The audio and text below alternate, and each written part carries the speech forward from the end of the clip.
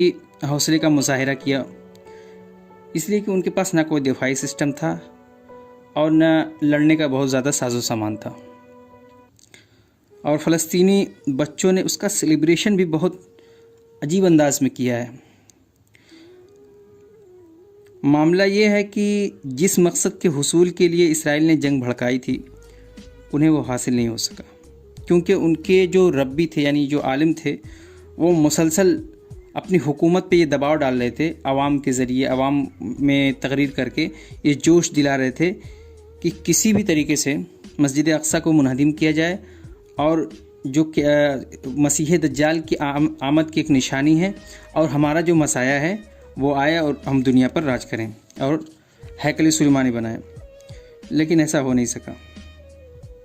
और दूसरा जो मकसद था कि इसराइल को एक्सपेंड किया जाए, यानी इसराइल की जो सरहदें हैं वो बढ़ाई जाएं, यानी कि ये वेस्ट वाला एरिया है और ये जो गज़ा की पट्टी है उस पर वो कब्ज़ा करना चाहते थे और उसको जो है पूरा बिल्कुल ख़त्म करना चाहते थे और अपनी आबादी बढ़ाना चाहते थे।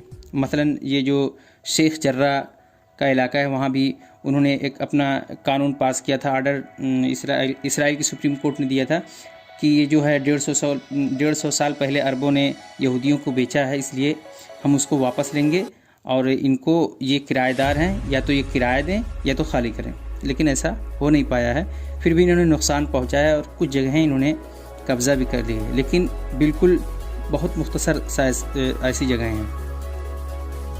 और दूसरी तरफ से जो बयान आया है ये तो बात की है जो है नेतन्याहू ने, लेकिन जो आज फ़लस्तीनी वज़ीर ख़ारजा का बयान है जिनका नाम रियाजुल मालकी है, उन्होंने कहा कि फ़लस्तीन के लिए इतना काफ़ी नहीं है, यानी आपने जंग बंद कर दी इतना काफ़ी नहीं है, क्योंकि इसराइली हुकूमत यरूशलेम शहर को अपना दारुल हुकूमत समझती है और उन्होंने इससे पहले ऐलान भी कर दिया है हम तल अवीव से उसको अपना दारुल खिलाफा ले जाएंगे यरूशलेम में।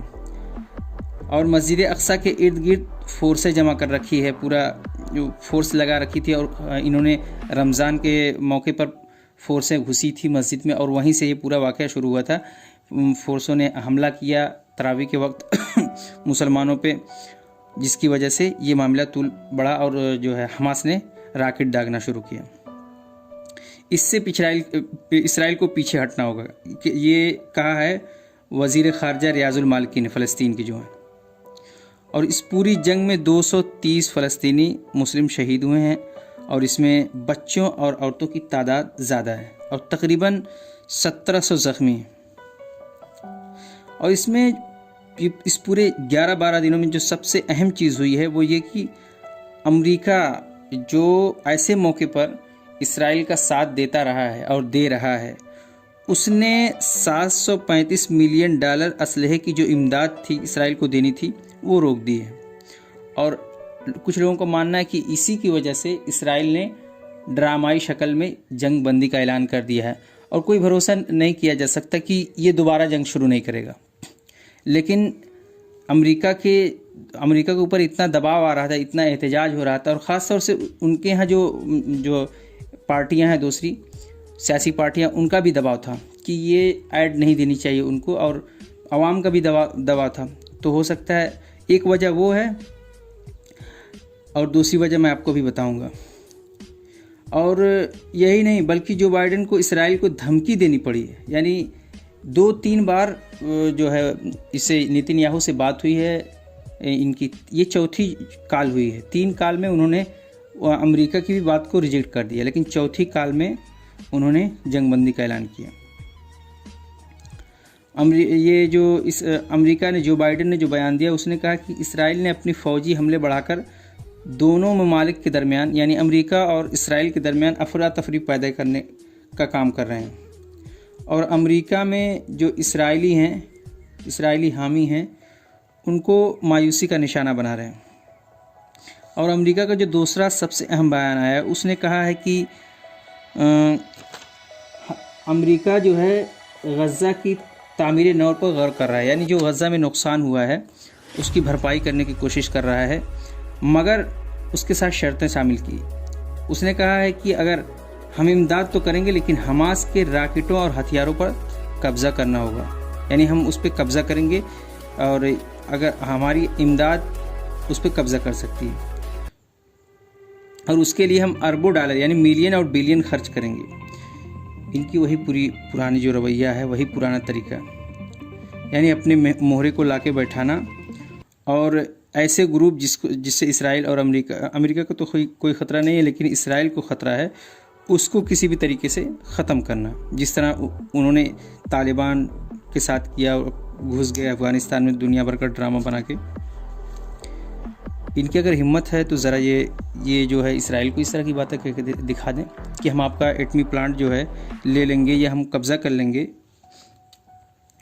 और इनका ये जो कहना है कि हम इंसानी हुकूक़ के लिए गज़ा में जो बेघर हुए हैं उनकी मदद करना चाहते हैं और उनके लिए बिलियन डॉलर खर्च करने को ख्वाहिशमंद है, ये सरासर ड्रामेबाजी है। कहाँ अभी तक ये थे ये साहब? अभी तक 11 दिन तक कहाँ थे कि जंग बंदी नहीं करवा सके। वही जो गुस्सा दिखाना था शुरू में दिखाते तो बंद हो जाती जंग, और फ़लस्तीनी मुसलमान इतने ज़्यादा नहीं मारे जाते, इतना नुकसान नहीं होता। दरअसल ये जो जंग हुई है, ये लोगों को लग रहा है कि शायद ये अमेरिका ने इंसानी हुकूक की वजह से बंद कराई। नहीं, ऐसी बात नहीं। इनको ये अंदेशा हुआ कि फ़लस्तीन का मामला ज़्यादा बढ़ेगा, जिसकी वजह से चाइना और रूस इसको कैश कराएंगे, और मुल्कों को जो अमेरिका के साथी हैं उनको अपने ग्रुप में शामिल करेंगे, और ख़ास तौर से गल्फ़ कंट्री जो अमेरिका का बहुत ही ज़बरदस्त दोस्त रहा है, कहीं वो इस मामले की वजह से कट न जाए। और जो क्योंकि इसराइल से ये मलेशिया से लेकर यूरोप तक हर एक जगह एहतजाज हो रहा था और आवाम अच्छी तादाद में एहतजाज कर रही थी, और वहाँ के जो वज़ीर आज़म, मुल्कों के जो बड़े बड़े सरबराह हैं, उन्होंने भी बयान देना इसराइल के ख़िलाफ़ शुरू कर दिया था।